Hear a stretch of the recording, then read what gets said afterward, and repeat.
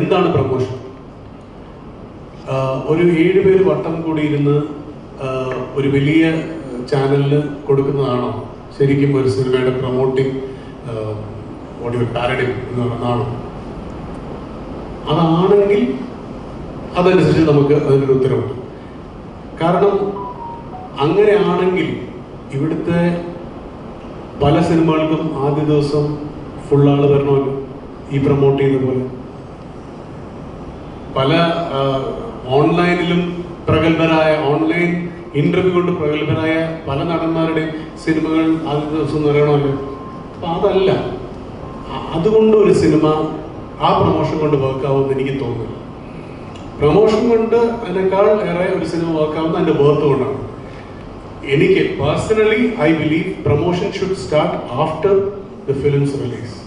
അന്ന് വൈകുന്നേരം അത് തുടങ്ങും. മറ്റതെല്ലാവരും അറിയും ഈ പടം ഇറങ്ങുന്നുണ്ട് എന്ന് പറയുന്നതിന് പ്രത്യേകിച്ച് ഇങ്ങനെ വട്ടം കൂടിയിരുന്ന് എല്ലാവരും വിളിച്ചിട്ട് നിങ്ങളുടെ സമയം മെനക്കെടുക്കേണ്ട കാര്യമില്ല, അവരുടെ സമയം. അതുപോലെ അങ്ങനെ ഒരുപാട് പേരിരുന്ന് കുറെ ഇന്റർവ്യൂസ് കൊടുത്തുകൊണ്ട് ഒരു പടം വന്ന് കാണാം. പടം ട്രെയിലർ കണ്ടിട്ടാണ് ആൾക്കാർ ആദ്യം തീരുമാനിക്കുന്നത് ആ പടം കാണാം എന്ന് തോന്നുന്നു. അപ്പൊ ആ ട്രെയിലറാണ് ഏറ്റവും കൂടുതൽ പ്രൊമോട്ട് ചെയ്യുന്നത്. അല്ലാതെ ഇങ്ങനെ വന്നിരുന്ന് വർത്താനം പറയുമ്പോൾ ഓൺലൈൻ കണ്ടന്റ് കിട്ടും, നിങ്ങൾ ഹാപ്പിയാണ്, നിങ്ങൾക്ക് ഓൺലൈൻ കണ്ടന്റ് കിട്ടും. ഇപ്പൊ ഈ ഇന്റർവ്യൂ, ഇതിപ്പോ തനിനിറം എന്ന് പറയുന്ന പടത്തിന്റെ ഇന്റർവ്യൂവിനേക്കാൾ കൂടുതൽ എന്താണായത്? എന്റെ പേഴ്സണൽ ക്വസ്റ്റ്യൻസും പഴയ സിനിമകളും ലാലേട്ടന്റെ സിനിമയും ജോത്സാറിന്റെ സിനിമയും അങ്ങനെ കുറെ സിനിമകളുടെ കാര്യമാണ് വന്നത്. തനിനിറം മറന്നുപോയി. അപ്പൊ ഇതാണോ ശരിക്കുള്ള പ്രൊമോഷൻ? It is not. ഒരു ട്രെയിലർ ഇറങ്ങി ആ ട്രെയിലറിനെ മാക്സിമം ആൾക്കാരിലേക്ക് എത്തിക്കാനും, അല്ലെങ്കിൽ പഴയ പോലെ പരമ്പരാഗതമായ രീതി ഹോർഡിങ്സും പോസ്റ്റേഴ്സും നിറഞ്ഞിട്ട് ഇപ്പോൾ ഉള്ള ഏറ്റവും വലിയ സംഭവത്തിൽ പലരും പോസ്റ്റേഴ്സ് ഒട്ടിക്കുന്നില്ല. പ്രൊഡ്യൂസേഴ്സ് അല്ല, പ്രൊഡ്യൂസേഴ്സ് കൊടുക്കുന്നുണ്ട് പോസ്റ്റേഴ്സ്. 1000 പോസ്റ്റേഴ്സ് കൊടുക്കുമ്പോൾ ഇവിടെ മതിലുകളിൽ ഒട്ടിക്കപ്പെടുന്നത് 200 പോസ്റ്റേഴ്സാണ് മാക്സിമം.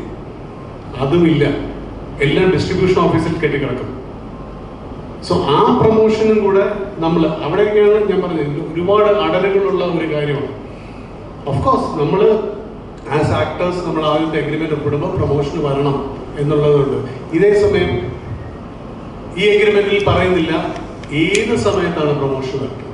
നിങ്ങളുടെ സിനിമ ഇന്ന മാസമാണോ റിലീസ് ചെയ്യുന്നത്, ആ സമയത്ത് നമ്മളിപ്പോൾ ഏതെങ്കിലും ഒരു ആക്ടർ ജമ്മു കാശ്മീരിൽ ഷൂട്ട് ചെയ്യണം, അവിടെ 10 ദിവസം കൃത്യമായിട്ടൊരു മിലിറ്ററി ഏരിയയിൽ ഷൂട്ട് ചെയ്യുന്നു. ഈ 10 ദിവസമേ അയാൾക്ക് അവിടെ ഷൂട്ട് ചെയ്യാൻ പറ്റും. അപ്പൊ അയാളവിടെ വേണ്ടേ? ഇവര് പറഞ്ഞ സമയത്തൊന്നും ആയിരിക്കില്ല റിലീസ് വരുന്നത്. അപ്പൊ ഇതെല്ലാം അങ്ങോട്ടും ഇങ്ങോട്ടുള്ള ഒരു സ്നേഹത്തിലും വിശ്വാസത്തിലുമാണ് ഇതെല്ലാം സംഭവിക്കുന്നത്. പിന്നെ സിനിമയുടെ വേർത്തിൽ, ആ സിനിമയ്ക്ക് പ്രൊഡ്യൂസർ എത്രമാത്രം ഇൻവെസ്റ്റ് ചെയ്യുന്നുണ്ട്, ആസ് എ പ്രൊഡ്യൂസർ മാർക്കറ്റിംഗിലേക്ക് എത്രമാത്രം ഇൻവെസ്റ്റ് ചെയ്യുന്നുണ്ട്. അപ്പൊ അങ്ങനെ ഒരു സിംബയോട്ടിക് റിലേഷൻ പ്രൊഡ്യൂസറും ആർട്ടിസ്റ്റുകളും തമ്മിൽ ഉണ്ടാകുന്ന സിനിമകൾക്കെല്ലാം എല്ലാ ആർട്ടിസ്റ്റുകളും വരുന്നത്. അപ്പൊ ഈ ടൈമിൽ വേറൊരു ഷൂട്ടിംഗ് ആണെങ്കിൽ എന്ത് ചെയ്യാൻ പറ്റും?